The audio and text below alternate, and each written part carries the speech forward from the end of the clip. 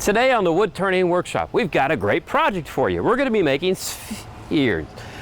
Sphere. Sphere. Spheres? Sphere. Sphere. Just say ball. Just say ball. We're going to make a ball. Stay tuned. That works. Sphere. Sphere.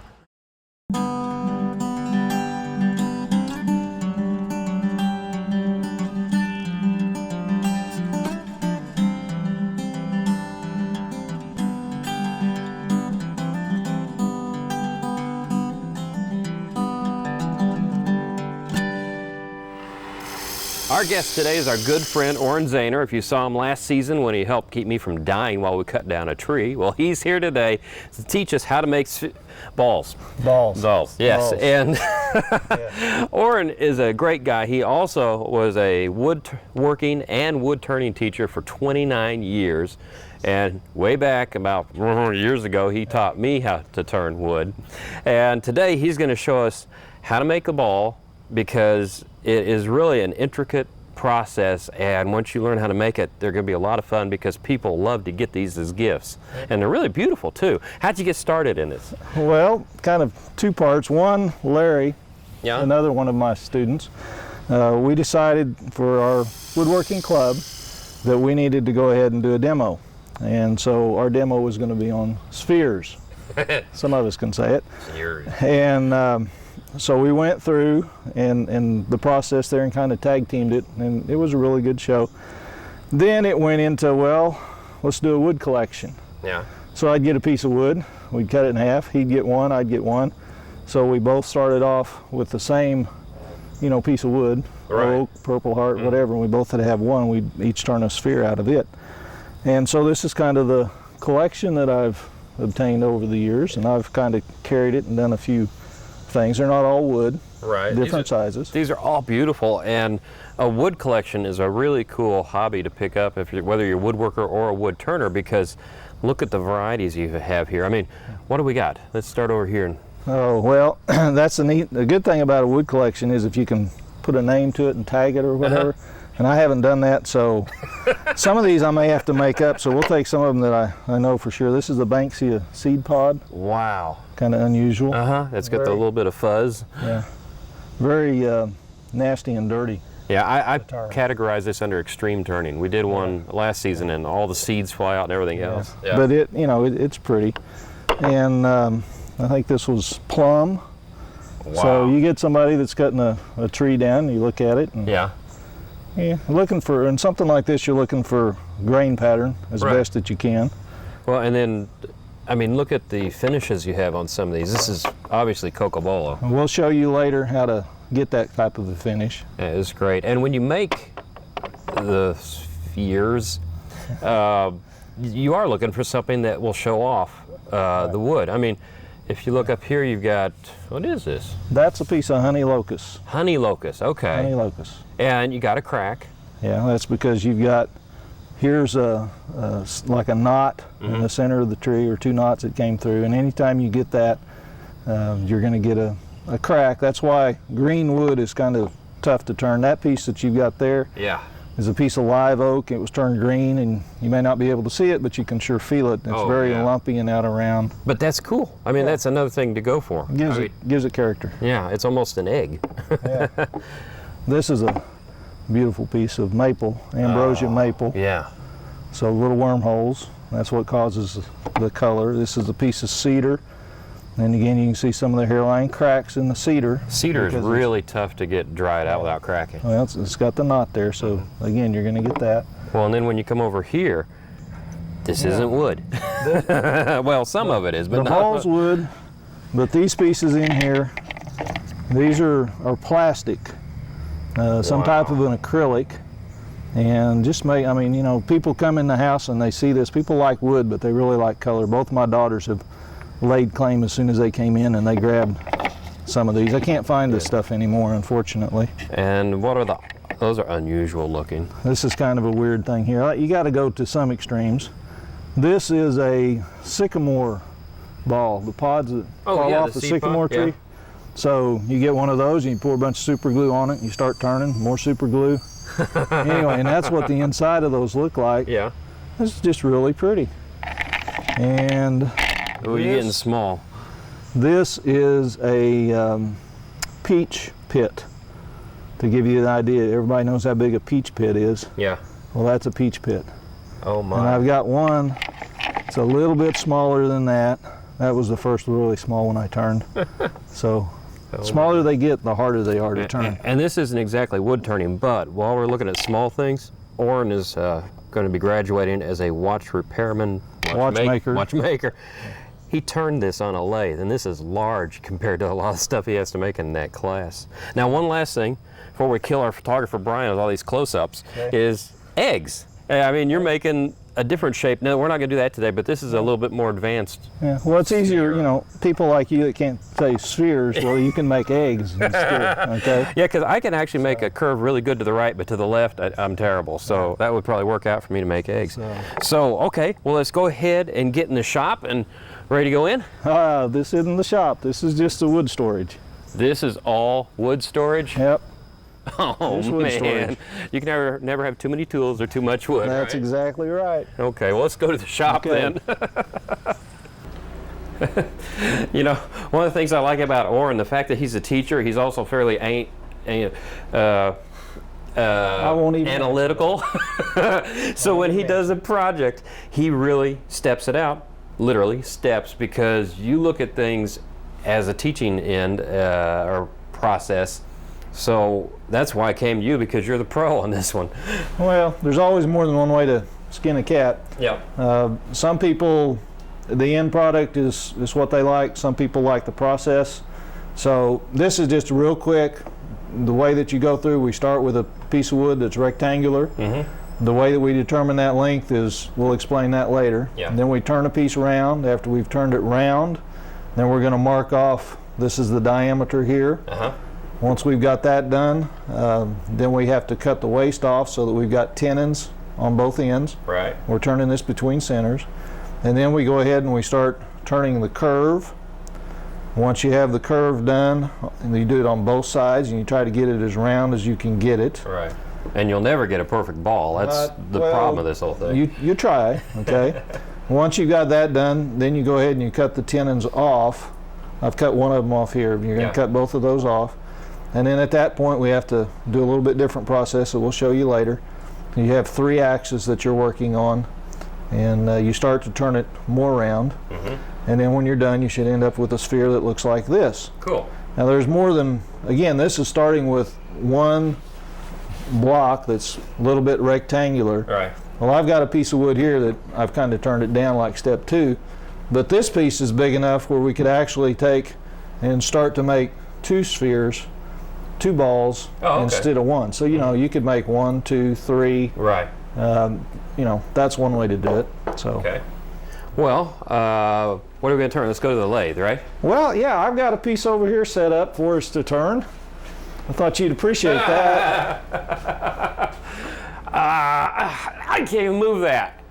I don't know if we're ready for something this large. First thing you do is you got to take the bark off. Yeah, I wouldn't let you get hurt. No, I'm just joking. We're not going to turn that big thing. We're going to your small lathe. We're going to small lathe. Okay, cool. All right. Well, Oren, that's a much better size piece of wood for making a ball. It's a lot safer. I appreciate that too. We've already gone through step 1. Oren marked the centers, and then he mounted it between centers with a dry center and a live center and rounded it out. So we're now ready for step 2. Okay, so on step 2, what we did is I take whatever the diameter happens to be in this direction, and I marked the center, measured from one end to the other, and marked the center. And now what I'm going to do are to lay these 2 lines on either side of that. Remember, this is what we want to end up with, something that looks like that. So this from here to here is the distance from here to here. Right. Okay. Okay, so we're going to eventually waste this part off. Mm-hmm. Okay, so, but, you know, instead of trying to eyeball this and, you know, trying to figure it out or get a tape measure and do a bunch of fancy measuring and whatever, well, I got this little tape measure, and what I did was I marked it, and so this is kind of how I found the center, although it worked out really good, 1 and 5, but I find the black marks on the outside, put them the same distance across, and there's the middle. So by Okay. drawing a center line, which is on an inch mark, then you move the same amount either way and don't have to do all that fancy math. Correct. So all I do is I take these calipers and I set them up here, and I find out that they're like on the red marks. So then all I have to do, this isn't rocket science, all we have to do then is come up here and put a mark on the red on both sides. Easy. Okay. Then we can come along here and turn the lathe on. And we can go ahead and mark, and there we have our marks. Cool. So the diameter should be the same as the length of there. Gotcha. So what's our next step now? Okay, now we're going to take a parting tool, Okay. and we're going to take it down. Should I have some eye protection since I'm standing so close? Well, you know, I think you probably will, because, you know, I'd like you to get in and maybe do a little bit of turning here. Okay. Oh, that's a This is fashion your statement. tool. Well, I got red, blue, let's see, blue and yellow. I got camouflage, if you'd like. Oh, that'd work. I could put a camouflage smock on you too. That would be really fun. Now, you're using a large parting tool for this. Yeah, I got one you could use. You know, if you want a little one. You know, that's about all I trust. They you come with training wheels? So no. But anyway. Now, you're not really too worried about end grain tear out at this moment because all that wood will be turned off, It's all probably. going to be turned away. I just Gotcha. want to get this down as small as I can get it. Safely, as Okay. small as I can get it, and it still stay on there. Oren was the person who taught me the importance of having sharp tools, and you can see his tools are extremely sharp. And it took me about 2 years of practice to be able to get my tools close to the sharpness he has on his tools. But his tools, it's always funny. Every time I'd see him, he's got a cut or something somewhere because his tools are so sharp. It's just like, whoops, okay. Okay, so we moved to another step. Okay, so now we have a choice. Okay, at this point, we have a choice. We've got the diameter set, Right. and we want to start rounding this thing over. All right, and remember, this is only one way to do this. There's Right. other people that have other ways of doing it. They use cup chucks and all kinds of things. Yeah. This is kind of the foolproof way. So this is a bowl gouge. This is a fingernail gouge. This is a skew, your favorite tool. Okay. So anyway, you could use any one of those tools Right. to turn it. Okay. Okay. And one thing that I've learned, I like to use the fingernail gouge. Right. Okay. One thing that I've learned from you is that not everyone can turn to the right. Yeah. I'm And- good at that. Turn to the left. I'm bad at that. Okay. So this was an idea that you had, and that was that we could start turning this direction, and then we could take the piece of wood and flip it over and turn this side over here, and we'd have the same motion. Yeah, and the whole idea is we want everybody out there to understand, don't beat your head against a brick wall all the time. If you have a way of doing it that's easier and different to the way we show you, that's great. Because we want you to have fun. We don't want you to be frustrated, right? Well, I'm going to, you know, some of the purists that are watching this show are going to get real upset because before we're done, I'm going to show you how to scrape with a skew, you know, because, Yeah. I mean, whatever works, okay? Yeah. Now, the only problem is when I start turning like this and as I'm going around, some people are going to find out that it's very difficult to keep it round. They'll start off with an egg shape, or they'll do something like that. And you're basically making a giant bead, and like I always like to say, you sneak up on a bead. You never start back here and try to rip it all out at one time. Right. So what I want you to imagine is that I've come back this distance here from the corner that was here. It's not here anymore. Right. Well, as I came back to the left, I also went in that same distance. Gotcha. So your corner's kind of right here. Right. So you're Here's the same mark. I know you can't see this side, but there's the same mark, and Right. all I did was I got rid of this portion out here. Yeah. And that's what I did. So, you know, if we were to look in here at the diameter that we've got there, let's say that's maybe 3/4 of an inch. Okay, well, half of 3/4 is like 3/8. So that's Right. like here. So that's like here. So by the time I get to this line and have wasted all of this, I should be down to this line. That should all be gone and should Right. be round. Another mistake that people make is they'll take a tool, and I can do it on this side. I'm just going to go straight in, right. Just making a. and I'm going to make a 45-degree angle like that, which is what, let's see, we passed that step already. Yeah, you're talking about this step? Yeah, we're talking about that. So This is good. that is bad. That is bad. And why is that bad? Okay, well, eventually you're going to go through, and this piece of wood that you need to be here is going to be gone. Yeah. Because you're going to have cut a 45. So do not do that. Do not cut 45s. Right.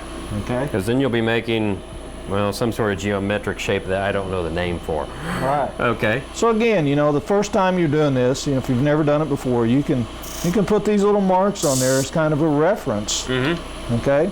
If you're beyond that point, then that's fine. If you want to round this off like so, again, it doesn't matter what tool that you're using. Okay? Now, as you can kind of tell here, I'm a little further back here than I am in that direction. So this time I need to take a little bit more off as I go down. Right. Okay? And as this tool, go ahead and make a cut. As he's using the tool, the handle's down, he's turned the tool. As he makes the turn, he raises the handle, turns the handle. It's a big swing for just a small cut. And if you don't move your body in this manner, you're not gonna be riding the bevel, and the tool's gonna bounce off, and you won't be able to make your cut, and you'll wind up with that straight edge that he's talking about. I just wasted that line away. So theoretically, I should be down to that point, and I'm not quite. Okay, so that means I need to take a little more off of there. Okay. So we're getting close. You're gonna do this side and then finish the other side, and then we'll be ready to move on to the next step. That's all there is to it. Okay, now you've got it turned and he's sawing off the ends right now, so what do we do to get that back on the lathe to make a perfect ball? Okay, well, what we cannot do is we cannot put it between centers, because if we put it between centers, we're going to be putting a little dimple in here. Yeah, poke a hole with the So end. what we have to do is we have to figure out some way to hold, I've got a smaller piece here, to hold this in between centers. So I made a little piece here. What I did was took a piece of material, turned it between centers, turned a tenon on it, put that tenon in a chuck, and then when it was spinning in the chuck, I turned all that to fit this size. And just made a little cove there. Yeah, Okay. and that one's too small for obviously that big piece there. So you can make a couple of those pretty easy to So, fit a couple different Made sizes. different sizes for different size, you know, that's going to fit on the headstock. Okay, that was easy. The tailstock part's the hard part. This Right. is the tailstock that I had. Yeah, And so what I had to do there was actually drill 3 holes in the center, because You this can has see that. 3 different diameters. 3 different diameters, and so I drilled those because I wanted to fit on there as steady as I could. Right. Okay, it's hard to get off there too, so I'm not going to push it all the way on. But anyway, so that's a long process. I'm not going to get into that. Yeah. Then they got smart and they said, well, why don't you just get a piece and drill it and then thread it? And so that's what I did, and so these pieces thread on. If I'd only known that, I would have saved myself a lot of time. Okay, but what I ended up doing was I ended up going to PVC pipe, and here's an example of a piece of PVC pipe that would be clamped maybe on the inside out. Okay, Oh, on a headstock? Yeah. on the headstock, and then here's one for the tailstock. Yeah. But I didn't make it to fit this chuck. Right. Okay, what I did is I went to one of my woodturning buddies and I said, can you make me something that's going to fit? Yeah. So 1/2 inch bearing, 1.25 inch outside diameter. I glued a piece of PVC inside here, drilled that out, and so that now would fit on there like that. Okay, and it's on a number 2 Morse taper that fits into Yeah. your tailstock. So if you know a machinist, that's great, but I'm like, you know, not everybody knows that. So what I did here was I went ahead and did the same 2 things, except I made a number 2 Morse taper out of wood. Oh, that's cool. Okay, so that's easy, except I found out in my teaching that some people just don't like to make number 2 Morse tapers. Hey, mine turned out okay, I thought. Yeah, well, you're Fit after exception. the 3rd try. Yeah, so anyway, and I was worried about the strength. So anyway, so I went down to the store and bought one of these. I think they're called end mill cutters. Yeah. 1/2 inch rod, same thing. Put the bearings on it, just press fit. Anyway, and anybody can do this. You Yeah. don't have to have machinist skills, you know. And then that fits on here like that. So that'll fit in the tailstock. And then the ball. Piece of wood That's right, fits I up think. there. Well, cool. All right. Well, let's get turning. Okay, you got everything on the lathe, so where do we start? All right. Well, you can tell by looking at it, it's not exactly round. Yeah. So what we're going to have to do is mount it between centers. Well, this is the point that I just turned the tenons. We're going to turn 90 Right. degrees to here. That's what you sawed off. Yeah. Okay, and I went ahead and I marked that. That's one axis. This is going to be another axis, and this will be the 3rd axis. We're going to end up with those 3 points on there. So we're going to Okay. start by putting this on here like so. Okay. Okay. And you're trying to get the nubs lined up this way? Make sure that it's cleared the tool rest. Okay. And we're going to go ahead and just turn a little bit of this away. Okay. Put your glasses on there if you want. Now you're turning away the shadow line. And it's real hard to see, but you can, if you look closely, you can see solid wood, and then you see a ghost image right there. You can kind of see where I've taken it off. It's wet wood, so you can see here. Yeah. Taking off on the high spots. And you can kind of listen also. Now it takes some nice tool controller to be using a gouge on this. A lot of people might want to scrape.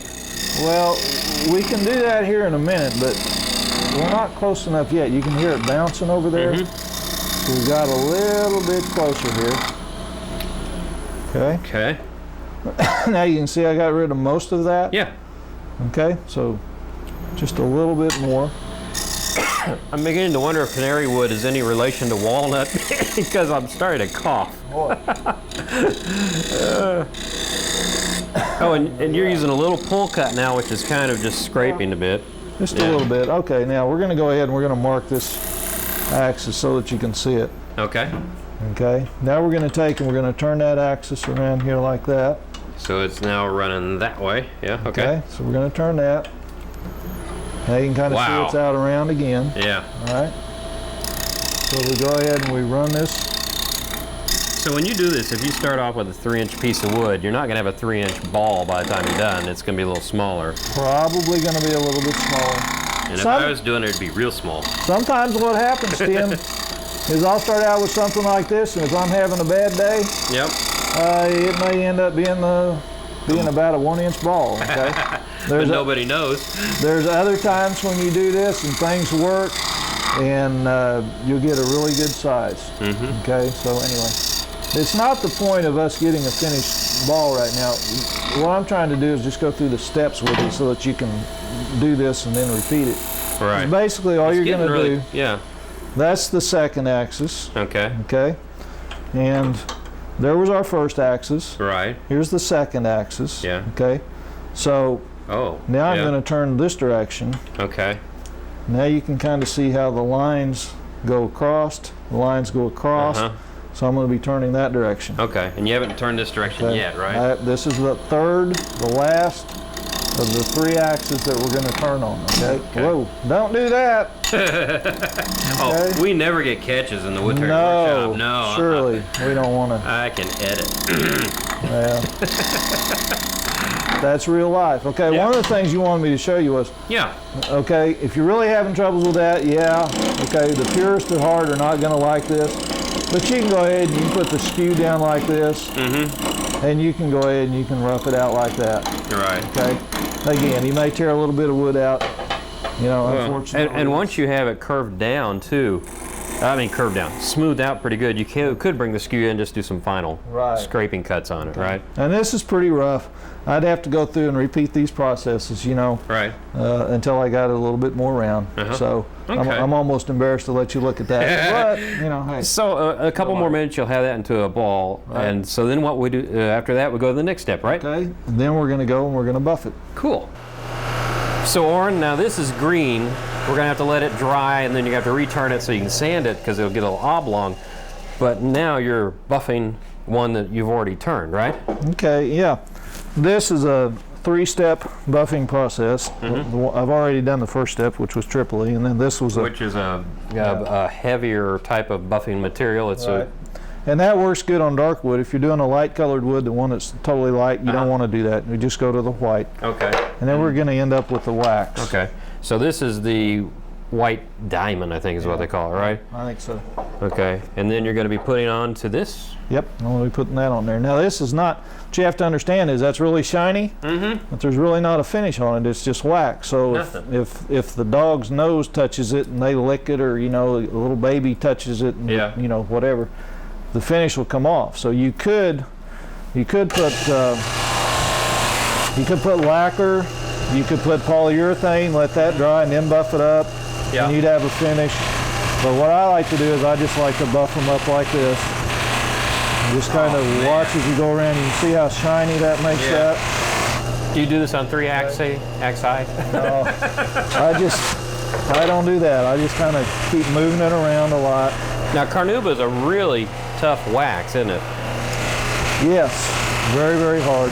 And you got to build up a bit of heat to make this work too, right? Well, you have to be careful. You get it too hot.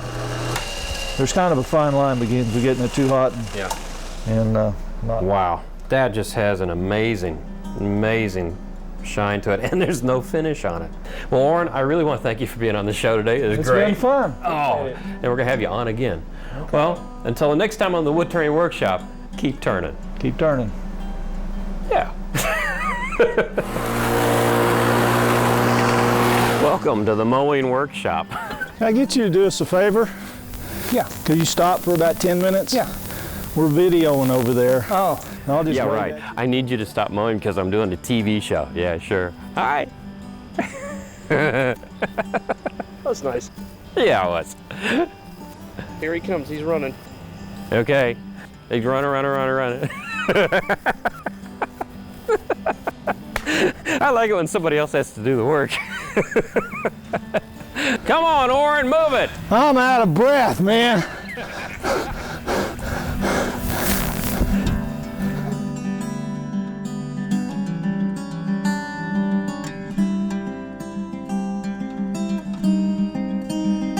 Thank you for doing that. Oh, man. I'm too old for this. Today on the Woodturning Workshop, we're going to show you how to run a marathon. Yeah. Well, that's not bad. You went, what, half a block around the corner and everything else? That was good. Yeah. To purchase a DVD copy of this program, please call 800-823-7210. For more information about Woodturning Workshop, visit our website, rsupublictv.org.